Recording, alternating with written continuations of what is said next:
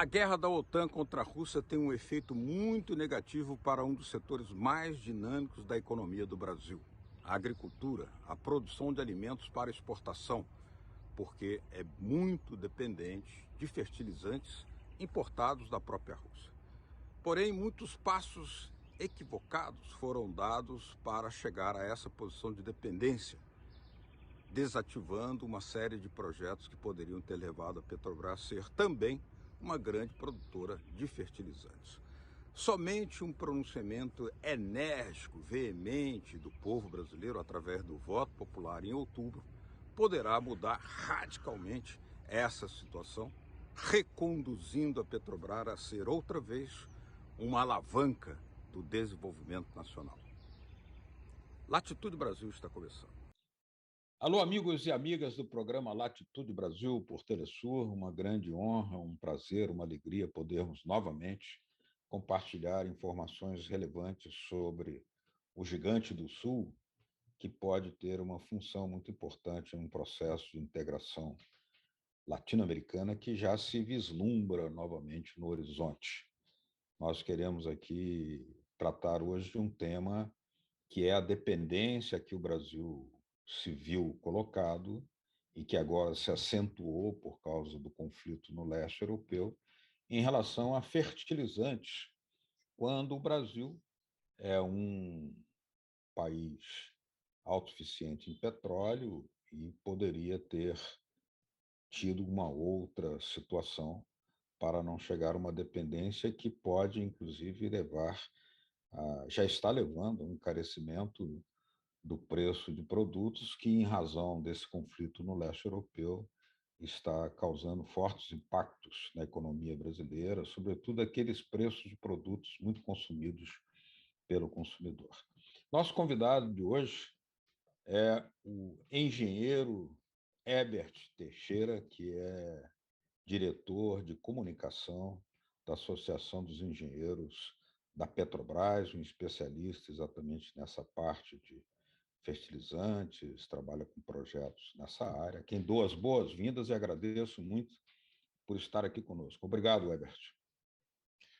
Muito obrigado, Beto.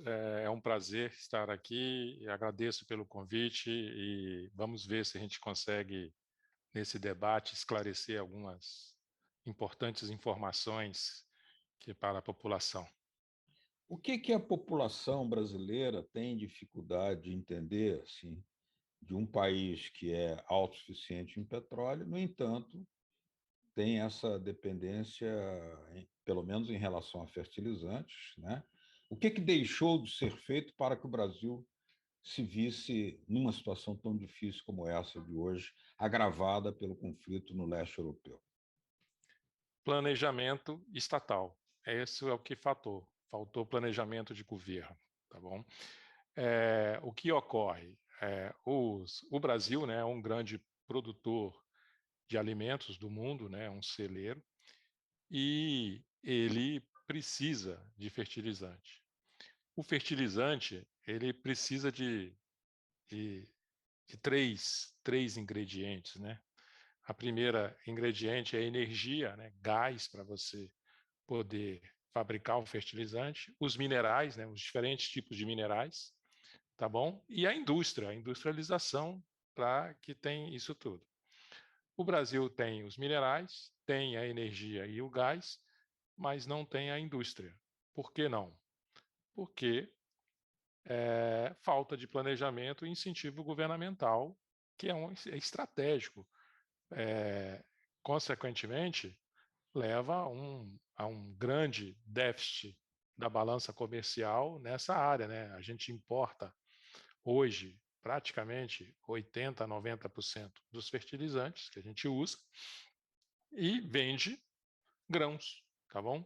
Essa diferença de balanço, ela é positiva, mas ela é bastante danosa à sociedade. Quando ocorre, os grandes produtores entram em guerra e ocorre o aumento de preço, aí a gente tem um problema econômico e mais ainda, nós vamos ter um problema alimentar, não só no Brasil, como na América Latina e no mundo. Tá? O Brasil é fundamental para a, a, a suficiência alimentar mundial. Tá? Então, os preços encarecerão e podemos ter perda de produção se não forem tomadas atitudes. Hoje, por exemplo, o Brasil é um grande parceiro da China, que é grande importadora de alimentos. Mas não só apenas a China, outros países também. O que poderia acontecer, por exemplo, se o conflito no leste venha a se prolongar e haja dificuldades para o abastecimento ou os preços continuem subindo tanto que terão um impacto muito grave sobre a posição brasileira como fornecedor de alimentos? O que poderia acontecer? Há alguma alternativa a buscar? No longo prazo, num prazo maior, o que ocorrerá o Brasil vai perder grande parte do mercado, ela vai perder produção, os custos subirão muito, tá bom? Todos os custos. Para se produzir alimento, é necessário um insumo, né? Tanto de energia quanto de carbono, né? Vamos dizer assim, que são os fertilizantes, muito grandes, tá bom?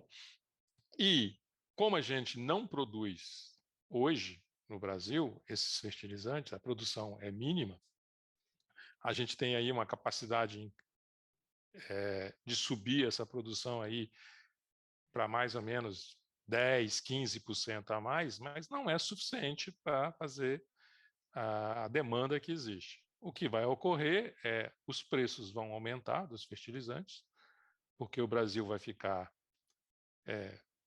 ter uma procura por esse fertilizante mundial em todo o mundo, os preços vão crescer, aí os custos do Brasil vão subir, os preços vão subir da commodity, e internamente o que vai ocorrer é uma inflação alta e muito mesmo desabastecimento alimentar.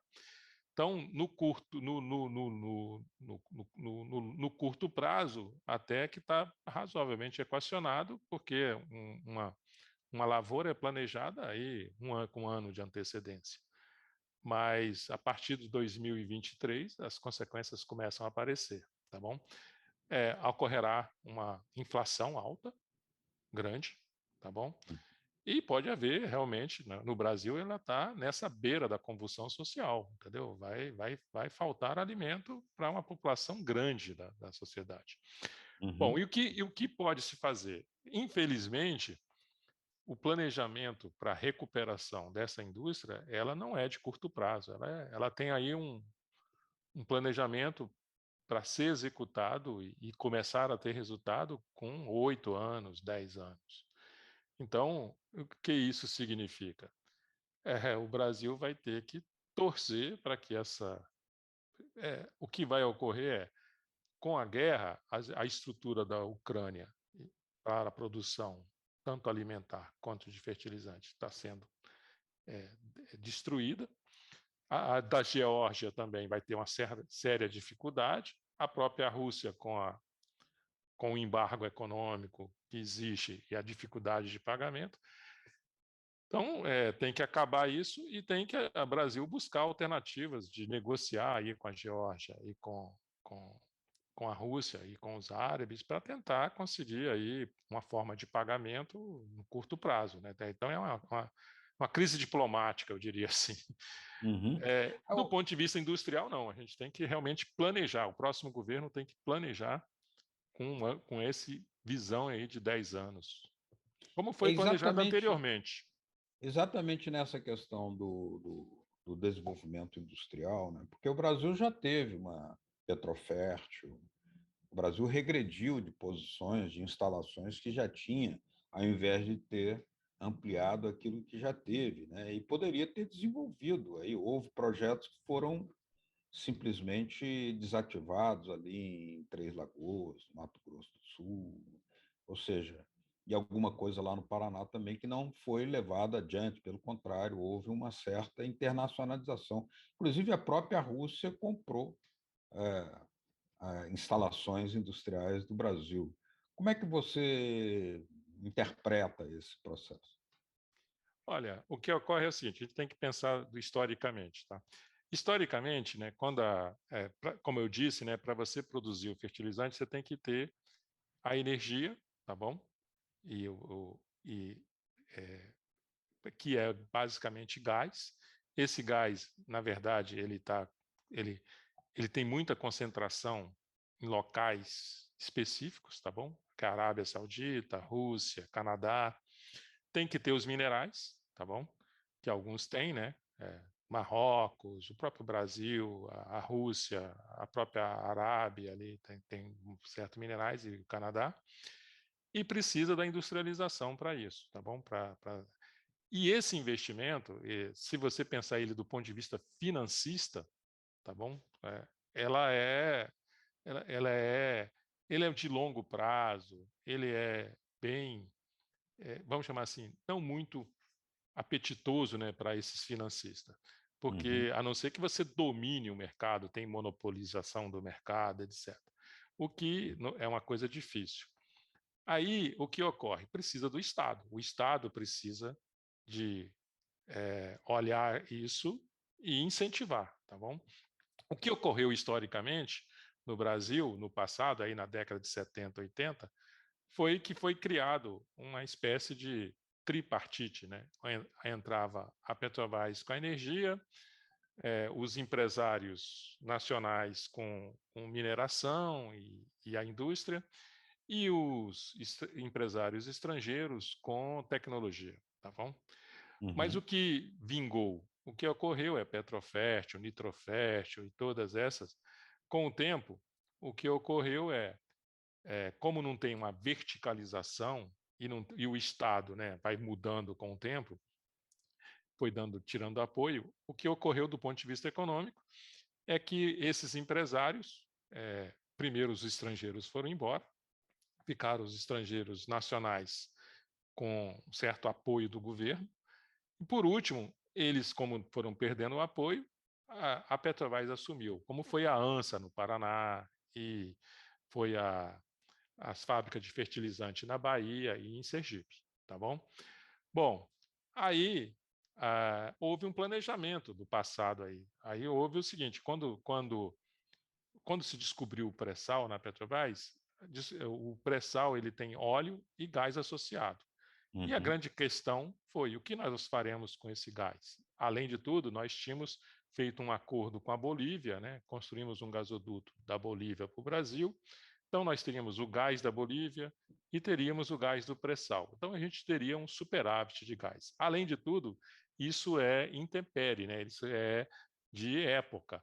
Ou seja, na hora que, vamos pensar assim, para produzir energia elétrica, na hora que chove muito, tá bom? Eu preciso de usar o gás, pouco gás para produzir energia elétrica, mas quando para a chuva, eu preciso de usar o gás para produzir energia elétrica. E aí encaixa muito bem isso daí. Por quê? Porque na hora que está chovendo muito, sobra gás, a gente poderia produzir fertilizante, tá bom? Que está preparando exatamente a próxima safra. Quando o pessoal começar a planejar a safra, a indústria já teria produzido. E aí você faria isso daí e consegue maximizar de uma forma verticalizada. O que ocorreu? Com a descoberta do pré-sal, fez-se pergunta de o que faremos com esse gás e com esse superávit? Uma das coisas vamos usar para a industrialização. E a segunda coisa olhando a balança comercial do Brasil, a gente seria exportador de combustíveis, né, e não de petróleo, de combustíveis. E aí, o gás, o que a gente faria com ele? Aí ficou o seguinte, na balança comercial, a gente tinha um grande volume de importação, era de fertilizantes e defensivos agrícolas. Então, vamos construir uma indústria para isso.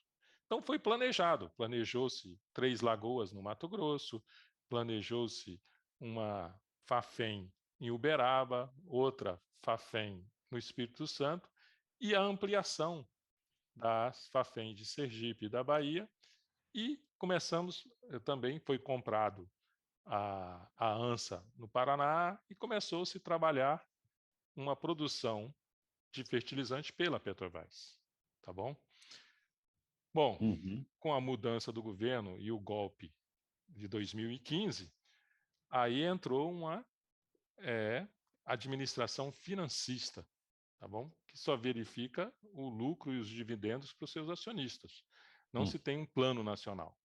E aí a ideia é a Petrobras estava falida, não pode investir no que é no seu núcleo, tá bom?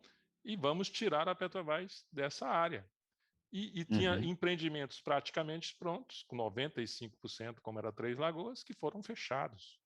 E nisso, a Petrobras não só fechou isso, como fechou as suas fábricas de fertilizantes da Bahia, do Sergipe e do Paraná. E aí a gente parou de produzir os insumos de fertilizante, importando tudo, deixando o mercado regular, sem pensar nessa ideia. Ou seja, uma situação completamente programada ao revés, contra os interesses de expandir a capacidade do Brasil ter uma soberania nesse setor, né? Vamos aqui fazer uma pequena pausa. Herbert Teixeira, engenheiro, diretor de comunicação da Associação dos Engenheiros da Petrobras, e voltamos já já com Latitude Brasil.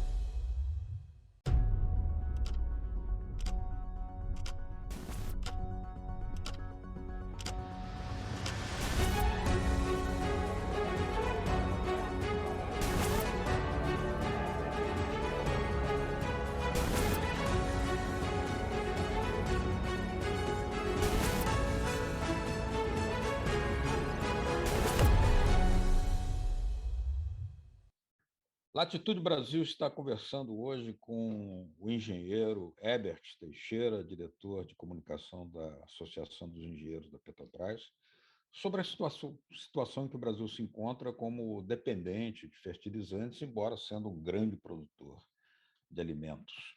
O que faltou, aquilo que deveria ter sido feito, que não foi feito, a inversão de diretrizes de governo que nos levaram a essa posição tão vulnerável. O que é que a mídia não informa sobre a real situação da Petrobras, levando a sociedade brasileira a ter grande confusão para entender que um país autossuficiente em petróleo seja tão vulnerável em algumas questões como da falta de produção de fertilizantes? Olha, na verdade, houve uma mudança estrutural, né? Eu até acredito que isso ocorreu como parte do golpe de 2015. Por quê? Porque era para apropriar dessa renda petroleira, tá bom? Então, a mudança completa foi, em vez da renda petroleira beneficiar através da energia, a educação, a saúde e o desenvolvimento industrial do país, o que ocorreu era, vamos produzir petróleo para exportar e viver do imposto desse petróleo, tá bom? É uma mudança financista geral. Basicamente o Brasil antes do pré-sal, ele importava petróleo e processava. Depois do pré-sal, ele tinha superávit de petróleo e teve um planejamento. Qual era o planejamento? Era construir no Brasil refinarias, tá? Com objetivo de exportação de combustível e geração de energia para a industrialização interna, tá bom? Desenvolver indústria no Nordeste, desenvolver indústrias em vários lugares. Teríamos um superávit de derivados de petróleo, diesel, GLP, gasolina, que seria exportado, aí, inclusive com biocombustíveis e tudo, né, que seriam produzidos internamente e seriam exportados aí para países, né, da Ásia, da Califórnia, nos Estados Unidos e Europa, né? Então foi desenvolvido isso. Com a mudança de governo e a desestruturação da Petrobras, houve um ataque à desverticalização da Petrobras, um ataque feroz à verticalização da Petrobras. A Petrobras produzia petróleo, produzia combustível, produzia plástico, produzia energia, produzia fertilizante. E aí falaram, não pode. Toda a indústria de petróleo ela é verticalizada. Por quê? Porque é um investimento de longo prazo. O desenvolvimento de um poço de petróleo demora 12 anos, 10 anos. O desenvolvimento de uma indústria de fertilizante demora de 8 a 10 anos. Então, para isso, precisa de ter um volume de capital e também não ser um financista. A ideia que houve foi uma troca, tá bom? Agora a Petrobras é produtora de dividendos para acionistas do exterior. Tá? E o governo se beneficia desses dividendos como maior acionista e de alguns poucos impostos. Para você ter uma noção, exportar petróleo paga muito menos imposto do que você produziu o diesel no Brasil. Isso é um absurdo, tá bom? É a mesma coisa, exportar a energia, você produz, paga menos imposto do que você produzir fertilizante. Está errado, isso aí é uma lógica de desinvestimento, de não desenvolvimento, né? E a gente, eu acredito plenamente que energia é o cerne, né, do desenvolvimento humano, tá ok? Energia é desenvolvimento humano, é desenvolvimento da educação, da ciência, da saúde, da indústria, do emprego de alta qualidade, tudo é necessário energia. E geopoliticamente, quando se descobriu o pré-sal, a gente ficou vulnerável a esses ataques externos e internos da elite, né? Então, houve uma mudança completa. Curiosa a situação de que o Brasil, a Petrobras, descobre o pré-sal e, ao invés disso significar uma alavanca para uma potencialização da Petrobras em vários campos, inclusive na produção de fertilizantes, isso aumentou a dependência em relação a produtos do exterior, em razão de uma decisão exclusivamente política que foi adotada. É isso mesmo? É isso mesmo. O que ocorreu é a desestruturação da Petrobras e a venda dos investimentos, a desverticalização da Petrobras, gera o quê? Combustíveis caros para a população brasileira, quando a gente poderia ter mais resiliência, menos volatilidade e preços mais baixos que os preços internacionais, causa dependência do país da principal fonte econômica, que é o agronegócio, a uma dependência externa, entendeu? Que poderia muito bem, e mais ainda, a gente consegue produzir fertilizantes a preços baixos, entendeu? Internacionalmente, reduz a balança comercial e teria um ganho, uma margem de ganho maior em relação aos produtos agrícolas. Então, na verdade, é um ataque frontal, né, não só ao desenvolvimento do país, como ao desenvolvimento social do país, entendeu? A pobreza aumentou no Brasil severamente. E E o país um produtor desses de alimentos. fatores, um desses fatores foi o ataque à Petrobras. Quer dizer, o país vanguarda, quase vanguarda mundial na produção de alimentos, hoje registra fome aí de mais de 19 milhões de famílias, e essa própria posição vanguardista do Brasil como grande produtor de alimentos pode estar ameaçada se o conflito no leste se ampliar e o Brasil não tiver alternativas para suprir. É isso mesmo? É isso, a tendência agora vamos chamar assim, é uma dolarização desses alimentos, entendeu? O arroz, ele será vendido, se a gente produz menos do que o mercado externo precisa, o que vai haver os preços vão subir aos preços internacionais para a população interna. Então, arroz, feijão, mandioca, todas essas bases alimentares do Brasil terá uma dolarização. E a população ela sofrerá um empobrecimento rápido com essa dolarização.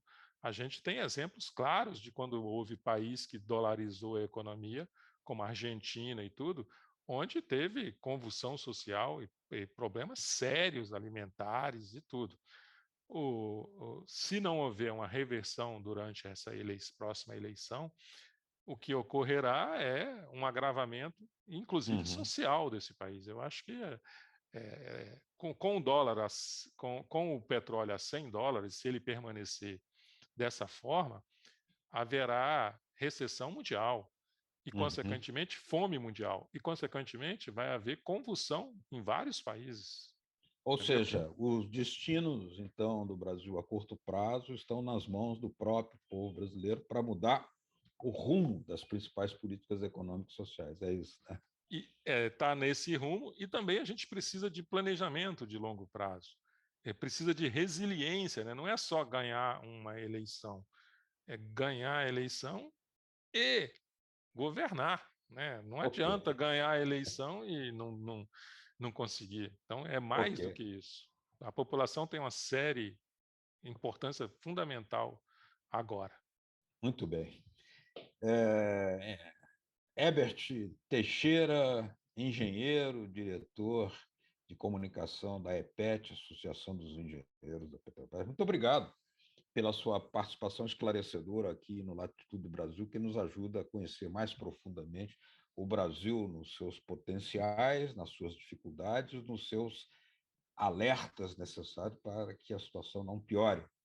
Mas tudo está nas mãos do povo brasileiro. Muito obrigado, Herbert. Eu que agradeço a oportunidade, tá?